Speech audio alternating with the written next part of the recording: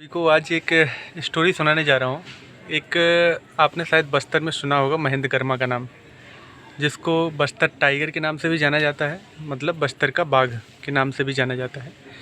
आखिर नक्सलियों ने, आपने बस्तर जो द बस्तर मूवी अभी आई है उसमें देखा होगा कि एक कांग्रेस नेता को नक्सलियों ने उनकी गाड़ियों को छेक के और उसको मार दिया था। तो आपने मूवी में भी देखा होगा, अगर नहीं देखा हो तो उसका एक स्टोरी है कि आखिर क्यों नक्सली इतना चिड़े हुए थे कि उसको मार दिया है। तो इसके पीछे एक कहानी है। जो महेंद्र था, एक कांग्रेस का विपक्षी नेता था 2004 से 2008 तक। तो इसने क्या किया था कि एक सलवा जुड़ुम है, मतलब कि शांति प्रिय बनाने के लिए बस्तर को नक्सलियों के खिलाफ एक आंदोलन किया था। उसको बोलते हैं, उस आंदोलन का नाम था सलवा जुड़ुम।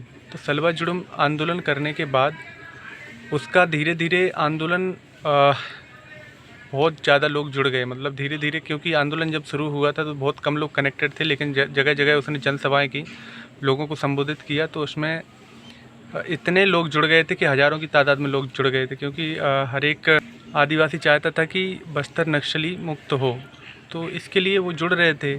लेकिन इसके बाद सरकार ने भी इस आंदोलन में जो जुड़े हुए थे उनको इस आंदोलन को मान्यता प्रदान कर दी गई थी। लेकिन कुछ टाइम बाद क्या हुआ कि नक्सली तो चिड़े हुए थे, क्योंकि अगर बस्तर से नक्सली हटाने का ये आंदोलन अगर ज़्यादा अग्रसर हो जाता तो नक्सली को हटना पड़ता है या उनको समर्पण करना पड़ता। तो इसको लेकर के नक्सली बहुत चिड़े हुए थे। तो उन्होंने क्या किया कि लड़ाई छेड़ दी आदिवासियों के बीच और नक्सलियों के बीच।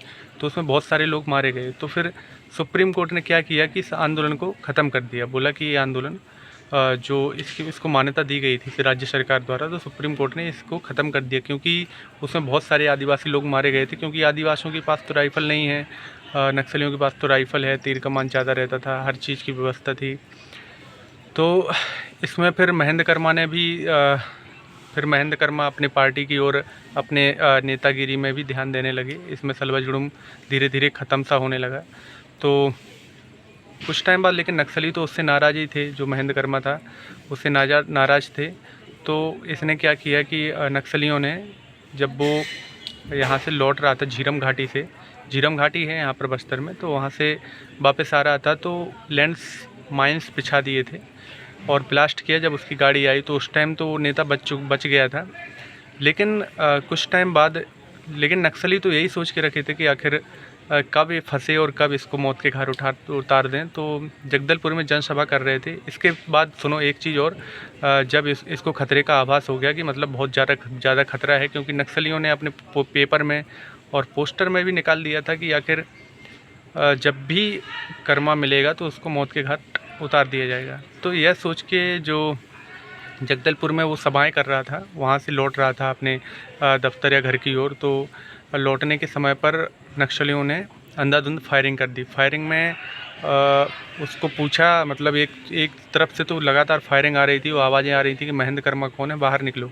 तो बाहर निकलते ही महेंद्र को इतना गोलियां मारी कि उसको पूरा नष्ट कर दिया। और जो सिक्योरिटी उसको सरकार ने दी थी ना, उसका भी कोई मतलब नहीं रहा। बहुत लोग उसमें मारे गए थे। तो जो महेंद्र को मार दिया था, मारने के बाद उसका जो शव था उस पर नक्सलियों ने डांस भी किया, नाच गाना उसी के शव के ऊपर। और इसके बाद वहाँ से चले गए नक्सली।